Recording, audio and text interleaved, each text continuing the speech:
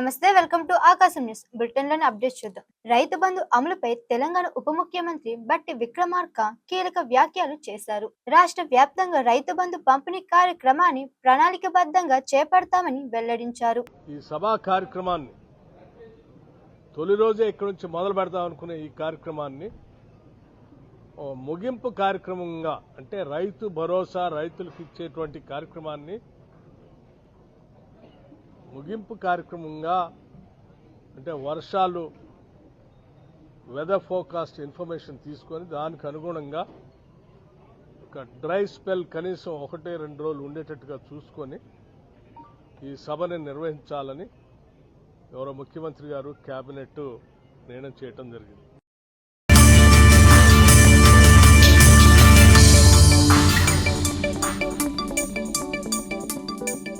రంగారెడ్డి జిల్లాలో పెట్రోల్ దొంగల బెడత స్థానికులను ఆందోళనకు గురి చేస్తుంది.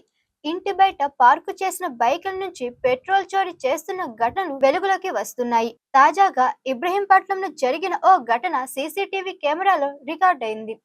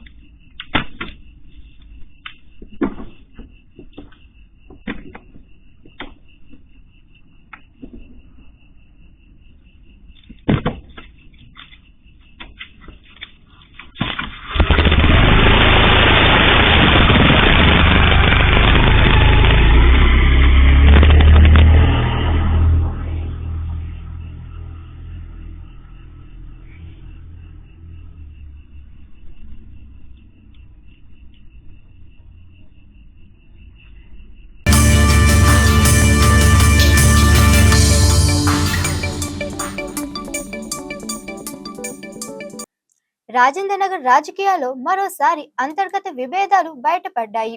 కాంగ్రెస్ పార్టీ కార్యక్రమంలో ఎమ్మెల్యే ప్రకాష్ గౌడ్ పాల్గొనడంపై కాంగ్రెస్ నేత షాబుద్దీన్ అభ్యంతరం వ్యక్తం చేశారు.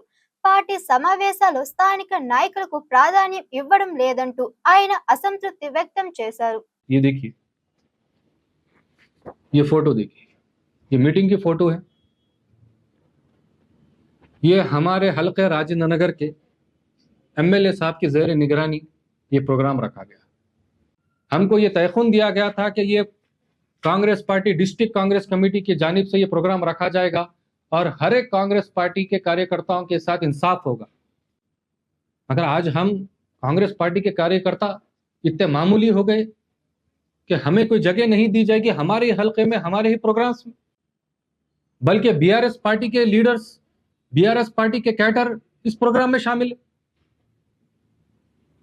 और ये वो एमएलए है और ये वो शख्स है जो हाईकोर्ट में जाकर सुप्रीम कोर्ट में जाकर हलफनामा दिया अपना कि मैं बीआरएस पार्टी का एमएलए हूं।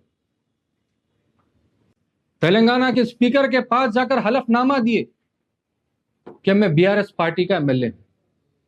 फिर ये क्या है भैया, कांग्रेस के प्रोग्राम में क्या कर रहे हैं?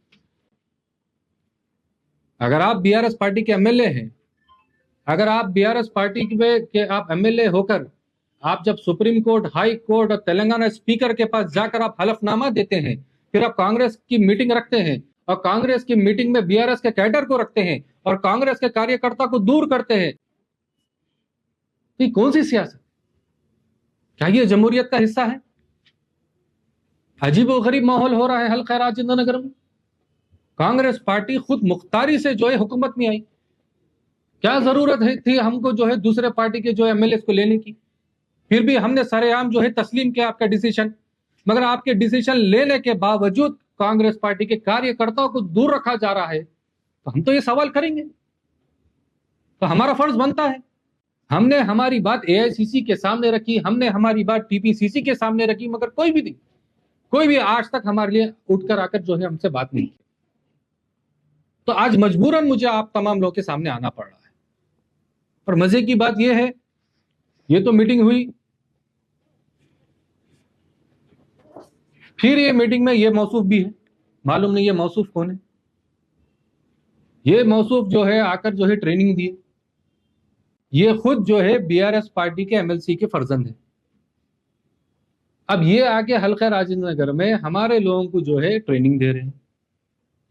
मेरा ये सवाल है, कांग्रेस पार्टी के प्रोग्राम में ये बीआरएस के लोगों का क्या लेना देना?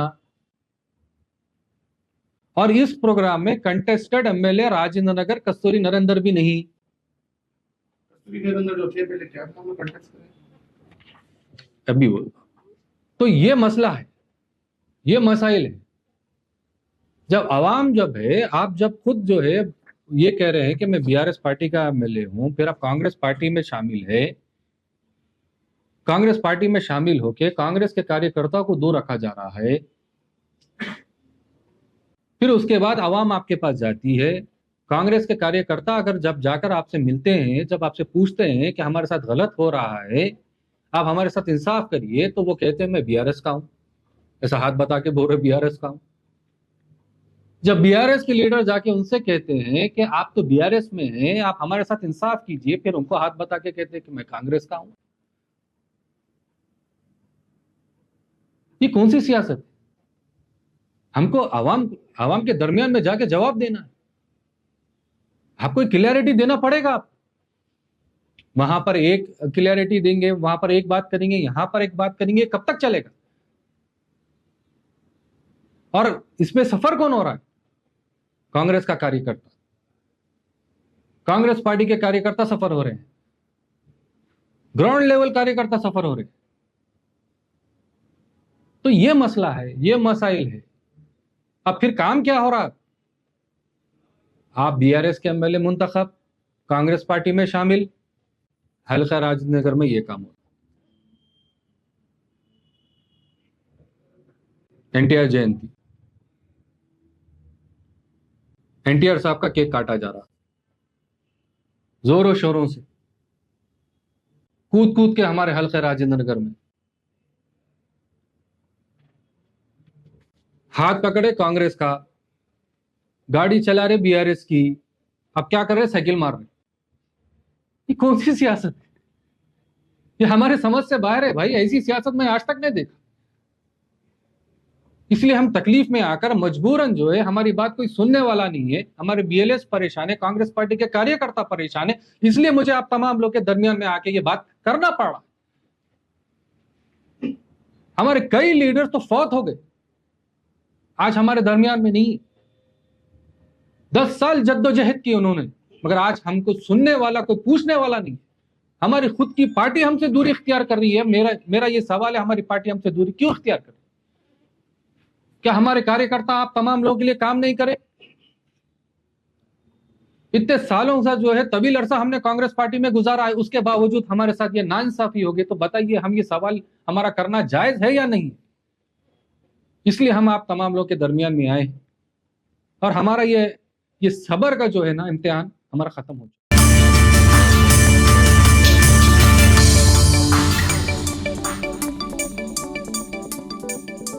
రాజు weds Rambai cinema hero Akhil Raj food order తప్పుగా తీసుకొచ్చాడని కారణంతో ఓ డెలివరీ బాయ్ పై దాడి చేశారని ఆరోపణలు వినిపిస్తున్నాయి. డెలివరీ బాయ్ ముఖంపై ఉమ్మి వేయడంతో పాటు దారుణంగా దాడికి పాల్పడినట్టు బాధితులు ఆరోపిస్తున్నారు. నన్ను ఇట్లా కొడుతుడు డెలివరీ మీటింగ్ రాంగ్ అడ్రస్ ఇచ్చినందుకు నన్ను అమ్మన బూతు మాట్లాడి టూ అని ముఖం మీద ఉంచి ఈ క్యాండిడేట్ నా మీదకి వేసేసుకొని కొట్టం వస్తుండు. ముఖం మీద ఈ ఆంటీ ఏమో నా మీద ముఖం మీద ఉంచింది ఆంటీ. నేనేమో నన్ను కొట్టాను ఎట్లా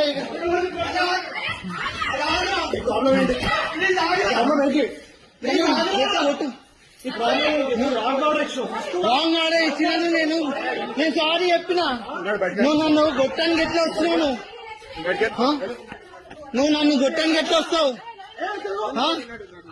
నేను సారీ అన్నా నా తప్పైంది, నా సారీ అంటే నువ్వు ఆంటీ నా ముఖం మీద ఉంచింది డెలివరీ బోర్డు మీద ఆంటీ ముఖం మీద నేనేమో గొట్టానికి వస్తుంది.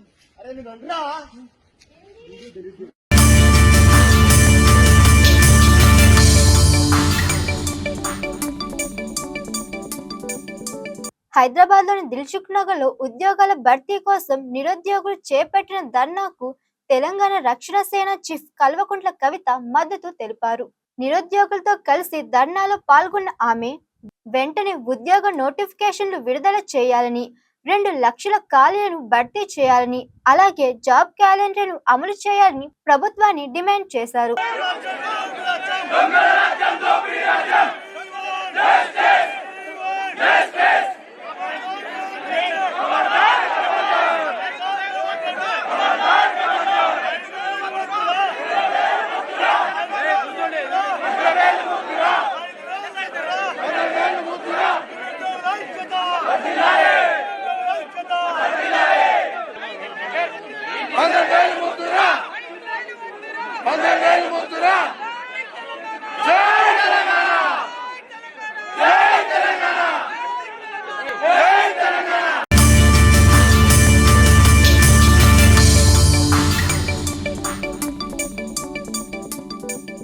కూటమి రాజకీయాల్లో మరోసారి ఆసక్తికర పరిణామం చోటు చేసుకుంది.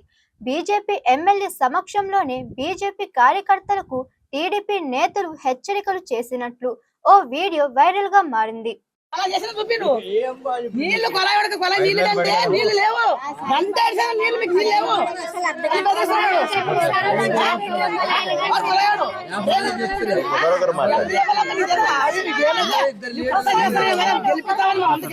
ఏం చేస్తా వాటి ఉండదా, ఒక బడి ఉండదా?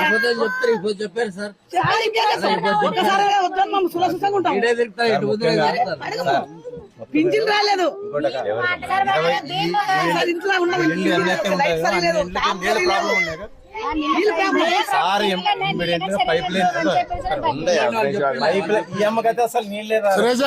సురేష నువ్వు మాట్లాడకూడదు, అదే నువ్వు మాట్లాడకూడదు, నువ్వు మాట్లాడకూడదు. వాళ్ళు ఎంత ఇబ్బంది పడారు, గవర్నమెంట్ వచ్చినాక నేను చెప్తాను. నువ్వు ఉండు, నువ్వు ఉండు నాయన. అప్పుడు నువ్వు చేయలేదు, నువ్వు కౌన్సిలర్ ఉన్నప్పుడు చేయలేదు, ఇప్పుడు మాట్లాడే అర్హత లేదు. ఉండు, ఊగా ఉండాలి సురేష. నువ్వు ఉండాలా అది కాదు వాళ్ళ సమస్య ఉంది మాట్లాడతారు అక్కడ నీళ్ళు ఇప్పుడు నువ్వు చేపిలేదు పని కాలు నువ్వు చేపిస్తువా పైప్ లైన్ నువ్వు చేపిస్తువా చెప్పు మా ఎమ్మెల్యే అయినప్పుడు మామ అధికారులు అంటే పడి చేపించినాము ఉండు సురేష నువ్వు మాట్లాడద్దు ఉండు గంట నడిచేది మాట్లాడకూడదు మీరు బీజేపీ నాయకులు ఉండాలంతే ఉండేది కాదు. ఇప్పుడు మాకు ఆరోగ్యం బాగాలేకున్నా గానీ మా అతన్ని గెలిపించుకున్నామే నువ్వు వద్దు నాయన నువ్వు మాట్లాడద్దు నువ్వు అప్పుడు వైఎస్ఆర్ లో ఉంటివి వైఎస్ఆర్ లో ఉన్నప్పుడు నువ్వు పని చేయలేదు ఉండవు సురేష నువ్వు ఉండు అదే నువ్వు ఏడుకెళ్తా నువ్వు మాట్లాడగలుగుతా నువ్వు ఏడుకెళ్తా నువ్వు నీ వార్త నీ వార్త మీరు మాట్లాడకండి మీరు మాట్లాడే లేదు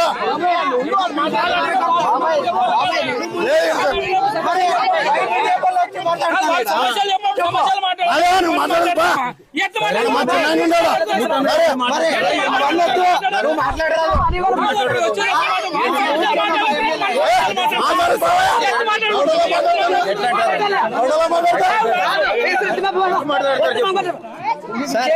లేదన్నా ఒక గంట అది చెప్తున్నాము మరి నీకేం సమస్యలు చెప్తున్నాము లేదన్నా ఒక గంట ఇస్తే నా మాట చంద్ర ఇదే మా మామ ఇన్ఛార్జ్ ముగ్గురు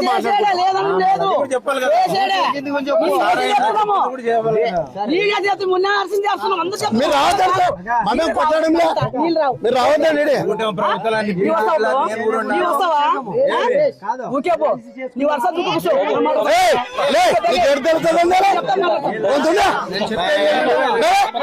అంత పెద్ద అందరూ వచ్చి మాట్లాడానండి నీకు అమ్మ చెప్తున్నా లేదన్నా సమస్య చెప్తున్నా కదా ఒక గంట సురేష ఉండమ్మా నువ్వు కౌన్సిలర్ ఉన్నప్పుడు 5 ఏళ్ళు కౌన్సిలర్ ఉంటుంది కాలు వేపిస్తే ఉండమ్మా ఉండు సురేష్ కి సమాధానం చెప్తా నేను నాకు పూర్తయినప్పుడు నువ్వు దాని విషయం మాట్లాడదంటే తర్వాత మాట్లాడదాం మాట్లాడకూడదు కాదు నువ్వు మాట్లాడకూడదు నానేమని చెప్పాలంటే నా చెప్తాను నువ్వు మీ గవర్నమెంట్ లో ఉన్నప్పుడు నువ్వేం చేయలేదు మాట్లాడారా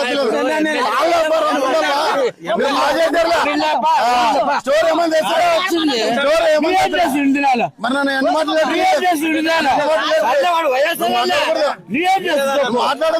మాట్లాడకూడదు మనిషి కాదా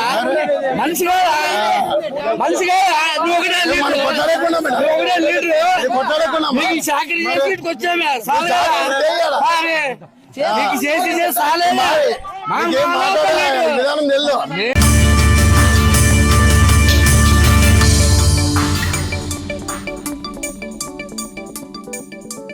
తిరుమలలో ఓ వ్యక్తి మద్యం మత్తులో సృష్టించిన వీరంగం భక్తులను తీవ్ర అసౌకర్యానికి గురి చేసింది. అలిపిరి గోశాల సమీపంలో భక్తులతో అసభ్యంగా ప్రవర్తిస్తూ హల్చల్ చేయడంతో అక్కడి కొద్దిసేపు ఉద్రిక్త పరిస్థితులు నెలకొన్నాయి.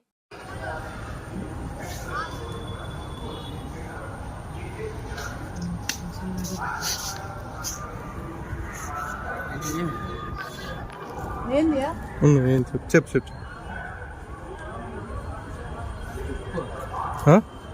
తీసుకొని కొడతా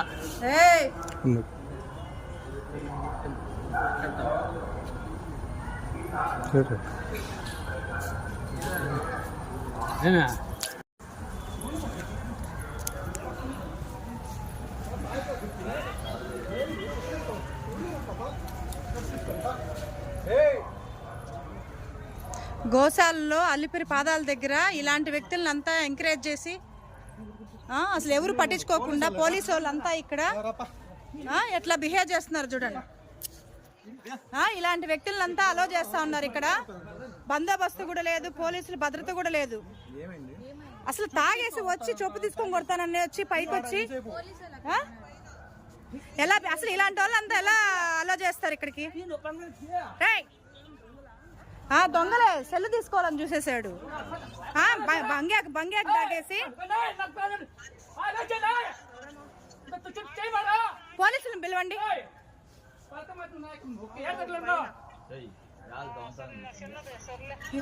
బూత్ మాటలంతా మాట్లాడతా, దొంగతనం చేస్తా. పోలీసులను పిలవండి. ఏం సెక్యూరిటీ లేదు, ఏమీ లేదు. అలిపిరి పాదాల దగ్గరే ఇట్లా ఉంది. సెల్లు దొంగతనం చేసి మా ఆడోళ్ళ పైకి వస్తా ఉన్నాడు వాడు. ఆడోళ్ళ పైకి వస్తున్నాడు, లేడీస్ పైకి వస్తా ఉన్నాడు.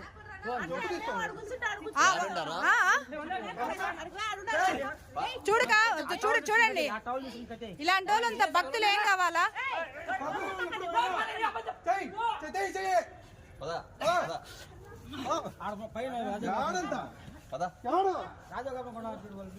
ఆడోళ్ళ పైకి వస్తా ఉన్నాడు.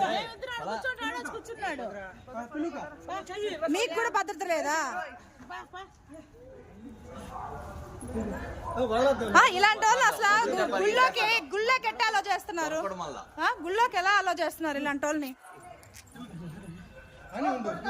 పిలవండి, తొందరగా పిలవండి అక్క పోలీసు వాళ్ళని. ఎంతసేపు పట్టుకోవాలా? రండి నా, చూడండి ఇట్లా ఆడోళ్ళ పైకి వస్తా ఉన్నాడు, తాగేస్తున్నాడు, సెల్ ఫోన్ తీసేసుకుంటున్నాడు. ఇలాంటి వాళ్ళంతా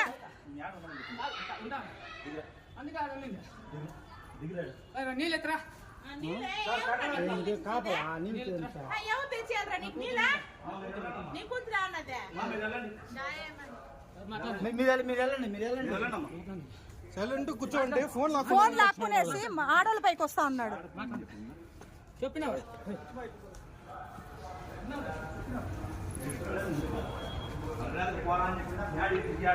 జస్ట్ మిస్ నేను నీ ఫోన్ లాక్కునే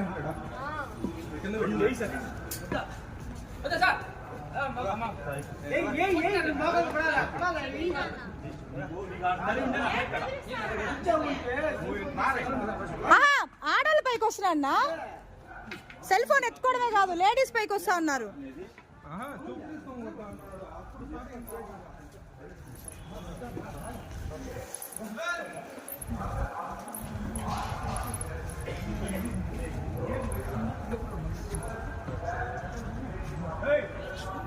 ఎక్కడ ప్రశాంతత లేకుండా పోతాను.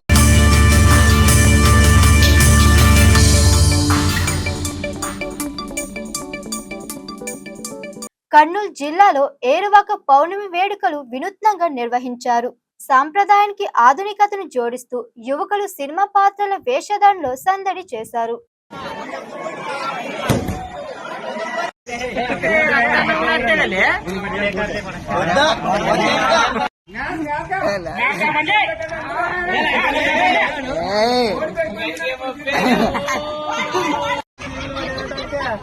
అతను వచ్చి దుర్పండి.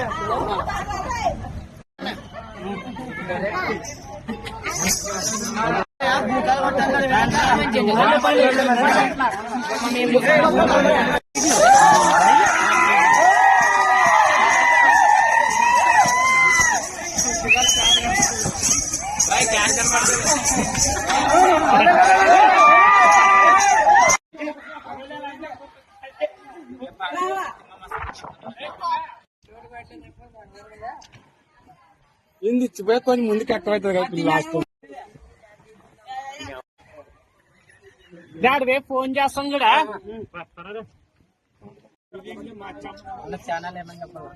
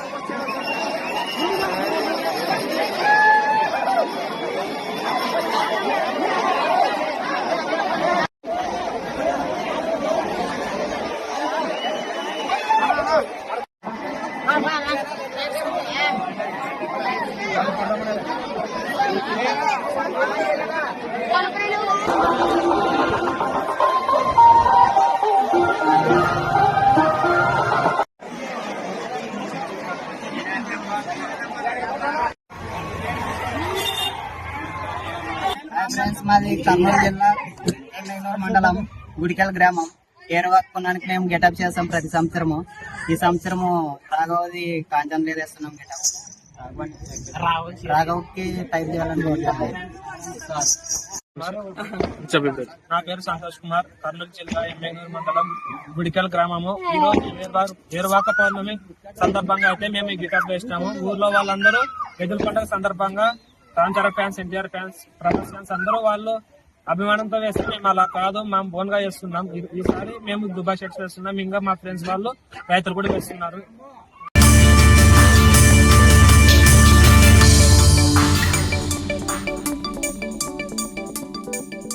వరంగల్ జిల్లాలో ఓ వ్యవసాయ భూమిలో బంగారం బయటపడిందన్న వార్త సంచలనంగా మారింది. పొలంలో కలుపు తీస్తున్న సమయంలో కూలీలకు బంగారు ఆభరణాలు లభించినట్లు సమాచారం. ఈ ఘటన ఇప్పుడు పోలీసుల దర్యాప్తుకు దారి తీసింది. మా చిన్నప్పుడు మేము గత 5 సంవత్సరాల కింద నా కుటుంబ అవసరంతో భూమి 6 ఎకరాల భూమి అమ్మిన రాజా ప్రతాప్ రెడ్డికి. అతను కొన్నాక కౌలుకి ఇచ్చిండు, లంబోళ్ళకి కౌలుకి ఇచ్చిండు. ఆ లంబడ పేరు బూక్యా బాలు. ఆయన ఈ సంవత్సరం వ్యవసాయం చేస్తుంటే అందులో కొంత బంగారం దొరికింది. సుమారు 1/2 కిలో ఉంటున్నారు. దాన్ని ప్రతాప్ రెడ్డి వాళ్ళంతా కుమ్ముక్కై ఇది బయటికి రాకుండా, మాకు వాటాకి రాకుండా వాళ్ళే తినడం కోసం ప్రయత్నం చేస్తున్నారు. దీనిపై నిన్న సాయంత్రం పోలీసులో పిటిషన్ ఇవ్వడం జరిగింది. దీనిపై తగు విచారణ చేసి ఆర్కియాలజీ వాళ్ళు మాకు రావాల్సిన వస్తుంది మాకు ఇప్పించడానికి కోరుతున్నాం.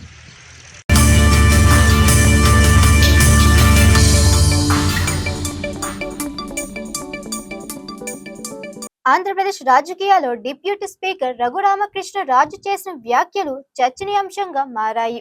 ఉప ముఖ్యమంత్రి పవన్ కళ్యాణ్ భవిష్యత్తులో హోంమంత్రిగా బాధ్యతలు చేపడతారని ఆశాభావాన్ని వ్యక్తం చేస్తూ ఆయన ఆసక్తికర వ్యాఖ్యలు చేశారు. క్రిమినల్స్ ఆట కట్టిస్తాను అని, హోమ్ మినిస్టర్ అయితే ఆట కట్టిస్తానని పవన్ కళ్యాణ్ గారు అన్నారు. సో పవన్ కళ్యాణ్ గారు మాట్లాడారు అంటే ఆయన ఊరికేనే మాట్లాడరు. ఎందుకంటే కూటమిలో ఒక ప్రముఖ నాయకుడు ఆయన. మరొక కూటమిలో తెలుగుదేశం పార్టీ తర్వాత ఎక్కువ స్థానాలున్న పార్టీ నాయకుడిగా, ప్రజల్లో ఎంతో ఆదరాభిమానాలున్న వ్యక్తిగా మరి ఆయన ఆ మాట హోమ్ మినిస్టర్ అయితే అన్న మాట అన్నారు. కాబట్టి చూద్దాం మరి రేపు కేంద్రంలో ఒక వారం రోజుల్లోనే ఇవాళ పేపర్లో కూడా వచ్చినాయి, అన్ని పేపర్లలో సాక్షితో సహా కేంద్రంలో త్వరలో ఇది క్యాబినెట్ ఎక్స్పాన్షన్ అని, ఆ తర్వాత రాష్ట్రంలో అని. ఏమో పవన్ కళ్యాణ్ గారు హోమ్ మినిస్టర్ అయితే, ఎందుకంటే నా నాలుక ఆయనకే కానుకగా భయపెట్టే విధంగా ఇస్తానన్నారు కాబట్టి పవన్ కళ్యాణ్ గారు హోమ్ మినిస్టర్ అయ్యాక నేను ఖచ్చితంగా కంప్లైంట్ ఇద్దాం అనుకుంటున్నాను.